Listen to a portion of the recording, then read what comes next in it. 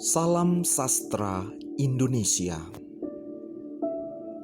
Selamat berjumpa kembali dengan kami Zainal Abidin yang akan membacakan kumpulan karya sastra Lembar Tanpa Pena dengan sebuah cerpen yang berjudul Mimpi yang Tertunda. Tetap nanar wajah kusut sahabat masa kecilku, Yai, yang terduduk di pangku panjang di sebuah terminal kecil sembari mengisap sebatang rokok dalam-dalam.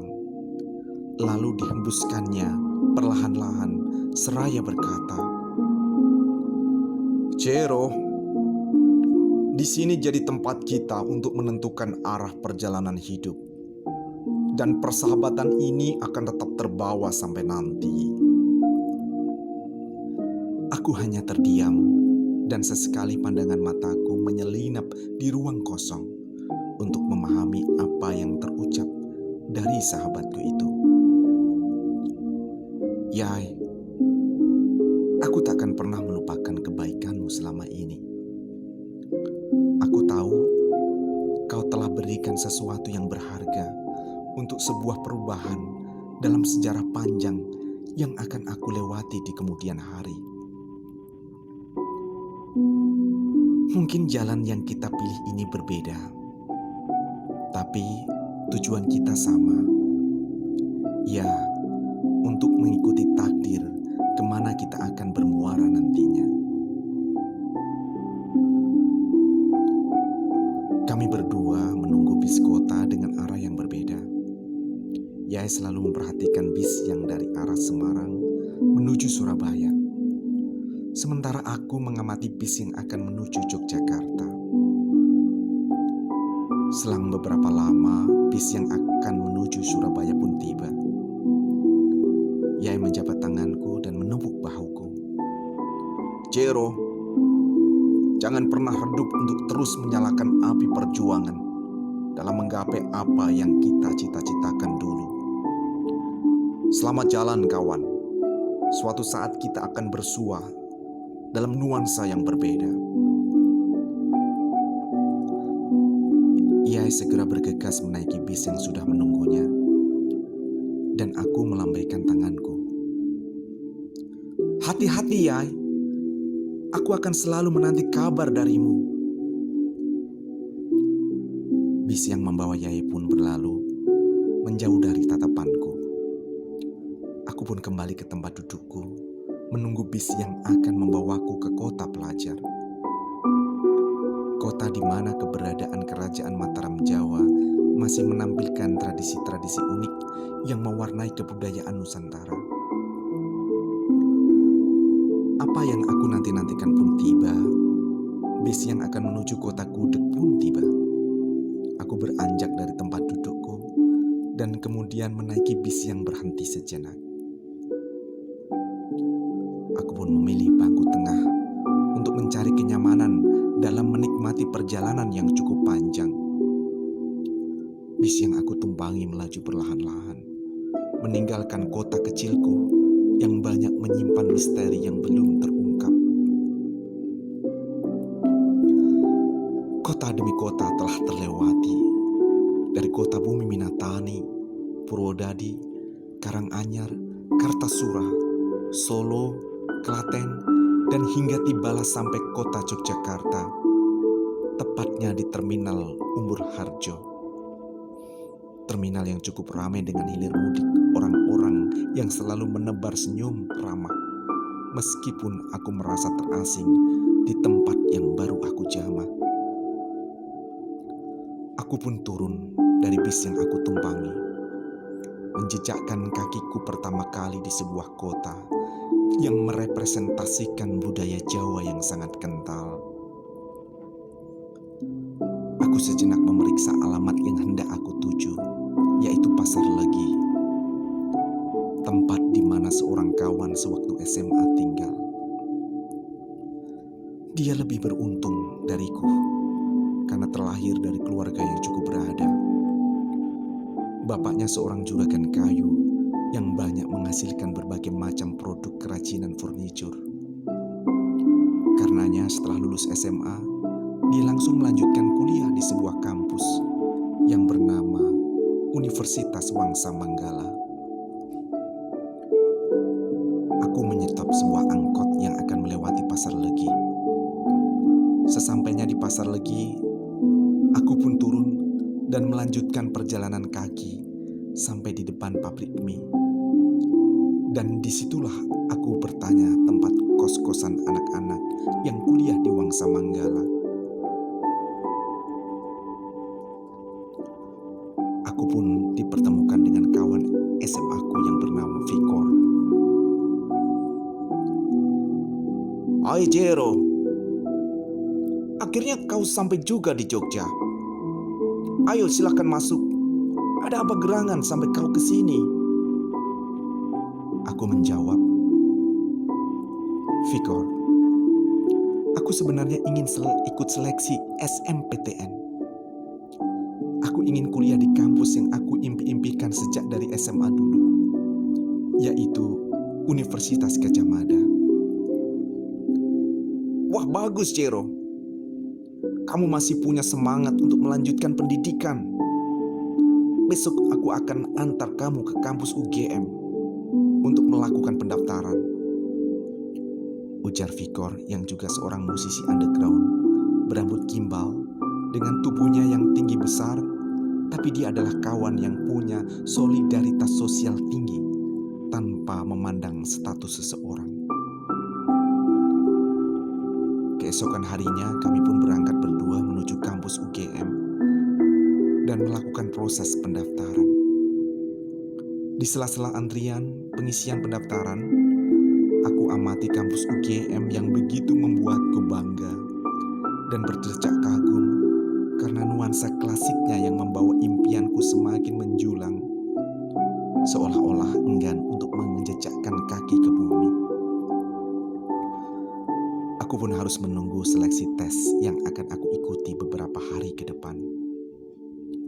Fakultas Ekonomi adalah pilihanku, karena aku berharap bisa menjadi seorang ekonom layaknya Mar'i Muhammad, B.J. Surmarlin, atau Sumitrojoyo Hadikusumo yang merupakan begawan ekonomi, pengubah wajah perekonomian Indonesia kala itu. Meskipun aku baru mendaftar sebagai calon mahasiswa dan belum mengikuti tes seleksi, tapi aku merasa seolah-olah aku sudah menjadi bagian keluarga besar Universitas Gadjah Mada. Kebetulan situasi tahun 1998 menebarkan suatu aroma politik yang begitu menyengat. Karena kondisi krisis moneter yang membuat keadaan ekonomi semakin memporak-porandakan tatanan sosial yang ada di masyarakat perkotaan. Demonstrasi terjadi di mana-mana, dan itu dilakukan oleh para mahasiswa yang ingin menggaungkan perubahan sistem pemerintahan yang otoriter menuju tatanan demokrasi yang egaliter, atau mereka mengistilahkan reformasi. Aku yang berbekal kartu tes seleksi masuk perguruan tinggi UGM mencoba untuk ikut memberanikan diri bergabung dengan anak-anak mahasiswa yang menggelar aksi demonstrasi di depan Boulevard UGM. Mereka berorasi dengan suara sumbang sambil menyanyikan lagu bongkar karya penyanyi balada Iwan Fals. Aku pun masuk di tengah-tengah mereka. Namun sesaat kemudian, aparat bersenjata yang bertindak represif, bak serdadu Vietnam yang haus darah, merangsek mencoba membubarkan demonstrasi. Saling dorong pun terjadi, bahkan lemparan batu bertebaran di mana-mana, seolah-olah seperti tawuran anak-anak SMA yang ingin menunjukkan eksistensinya di suatu wilayah. Terdengar juga suara letusan senjata api yang memerahkan telinga, hingga suasana pun semakin tak terkendali. Aku yang mencoba membantu para mahasiswa untuk mempertahankan aksinya, tiba-tiba beberapa mahasiswa menarikku keluar dari area demonstrasi. Mereka berteriak, "Ayo, amankan orang ini, tarik keluar dia." Sepertinya dia intelijen aparat yang memata-matai perjuangan kita. Bahkan sebagian dari mereka memukuliku seperti objek balas dendam, layaknya polisi anti huru-hara yang memukuli aksi mahasiswa. Aku pun berteriak, "Hai kawan, aku bukanlah intelijen aparat. Aku calon mahasiswa UGM yang baru daftar kemarin. Aku ingin bantu perjuangan kalian." Tapi mereka tetap tidak peduli dan terus memukuliku, bahkan menendangku meskipun aku terus mencoba memperkenalkan diriku yang sebenarnya.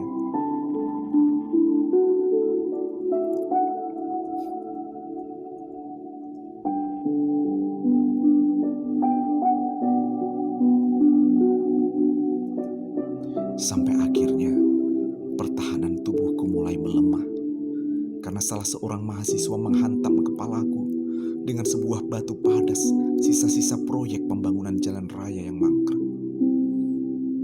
Aku pun tak sadarkan diri. Beberapa dari mereka mengambil dompet dan memeriksa identitasku. Lalu salah seorang dari mereka berujar,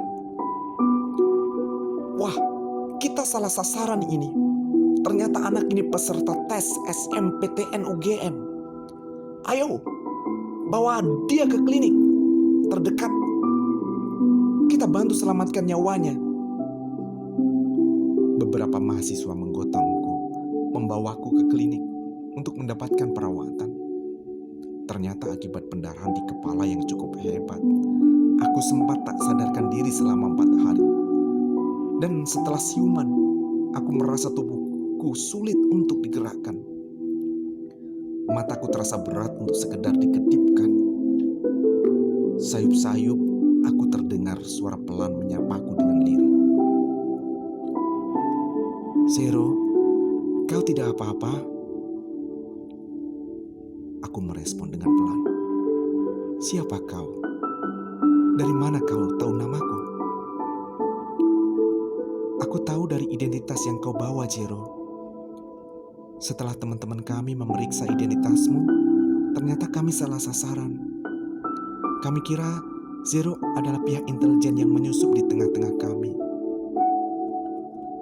Kami menyesal, dan kami atas nama mahasiswa UGM meminta maaf kepadamu. Kami benar-benar merasa berdosa telah menyakitimu, dan bahkan membuyarkan harapanmu untuk menjadi mahasiswa UGM. Karena kami lihat dari dompetmu ada kartu peserta tes calon mahasiswa Fakultas Ekonomi UGM yang akan mengikuti tes seleksi pada tanggal 12 Mei. Dan kamu tak sadarkan diri 4 hari dari tanggal 10 Mei. Sekarang sudah tanggal 14 Mei. Tentunya kamu sudah terlambat karena kecerobohan teman-teman kami dalam melakukan aksi demonstrasi. Oh iya, namaku Ririn Prasamuningrum, Wakil Ketua BEM UGM. Aku yang menjagamu di sini selama kamu tak sadarkan diri, sebagai bentuk rasa bersalah mewakili teman-teman kami." Mataku pun semakin berkunang-kunang setelah mendengar cerita dari Wakil Ketua BEM UGM. Kepalaku seolah-olah kembali kena hantaman batu-batu cadas yang keras yang membuatku ingin pingsan untuk kedua kalinya. Tapi aku mencoba untuk tegar menatap kehidupan yang memporak-porandakan mimpi-mimpiku yang menjulang menjadi serpihan batu pasir terhempas oleh debur-debur ombak pantai Parangtritis. Kesadaranku terbentuk kembali tak kala aku merasa diberikan kehidupan untuk yang kedua kalinya oleh Sang Maha Perkasa. Aku masih bisa menghirup udara kembali, menatap cakrawala pagi di sela-sela jendela klinik yang mulai rapuh karena usia. Terlebih, aku masih bisa mendengar suara lirih dari Ririn Prasamuningrum yang terus memberiku energi baru dalam kehidupan, seperti suplemen dan efek obat yang memulihkan kerusakan sel-sel tubuhku akibat amukan mahasiswa idealis yang bangga disebut sebagai kaum reformis. Maklum, mereka adalah para pejuang muda reformasi yang masih dibaluti rasa traumatis oleh perilaku aparatur bersenjata yang terkadang membabi buta asal terlampiaskan hasrat mereka dalam berkuasa, meski harus mengorbankan anak-anak bangsa sendiri. Kemudian terdengar lagi suara Ririn yang seakan mencabik-cabik batinku ketika dia bertanya, "Zero, terus apa rencanamu setelah pulih kembali dari luka-luka yang telah meluluhkan mimpi-mimpimu?" Aku menyahut dengan suara tertahan, seolah leherku terpasung dalam tahanan bawah tanah tentara zaman pendudukan Jepang. Kematian pertamaku sudah berlalu, dan sekarang aku seperti terlahir kembali untuk menatap puing-puing kehidupan. Meskipun aku belum tahu harus kemana lagi aku melangkahkan kakiku yang seperti terbenam dalam lumpur erupsi Merapi.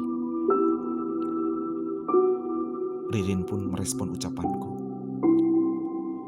"Mengapa kamu tak mencoba lagi tahun depan agar kamu bisa mewujudkan impianmu kuliah di UGM?" Aku hanya terdiam. Aku tatap wajah Ririn yang kelihatan letih karena harus menjagaku berhari-hari sebagai bentuk penebusan dosa. Aku belai rambutnya hanya untuk menunjukkan rasa empatiku karena ia sudah dengan rela hati mengawal proses kesembuhanku. Biarlah UGM menjadi salah satu prasasti yang terkubur bersama mimpi-mimpiku. Terima kasih sudah menjagaku meskipun tanganmu tak pernah kau lumuri dengan darahku.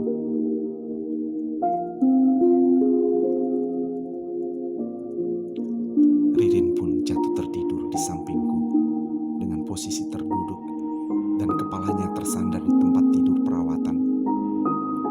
Sampai tengah malam aku mencoba bangkit dari tempat perawatan dan aku tinggalkan secarik kertas buat Ririn. Karena aku harus meninggalkan klinik yang sudah membuat perasaanku dihancur leburkan oleh alur kehidupanku sendiri. Keesokan paginya, Ririn yang terbangun dan tidak mendapatiku di tempat tidur perawatan terkaget. Lalu dia mendapati secarik kertas yang kemudian dibaca dengan suara tertahan dan bulir-bulir air matanya tumpah membasahi pipinya dan selembut hatinya laksana sutra Persia. "Selamat berjuang, kawan. Semangat perubahan tak akan pernah luntur meskipun harus mengorbankan cita-cita yang menggantung di langit jingga. Jalan terjal masih harus aku lalui, dan UGM adalah sepenggal kisah yang akan tercatat dalam memori harianku. Terima kasih kau telah menunjukkan rasa kemanusiaanmu sebagai bentuk persahabatan yang tulus. Aku tinggalkan Jogja untuk melanjutkan mimpi-mimpiku yang tertunda. Dan aku akan selalu mengenangmu dalam setiap tarikan nafasku. Selamat jalan, kawan."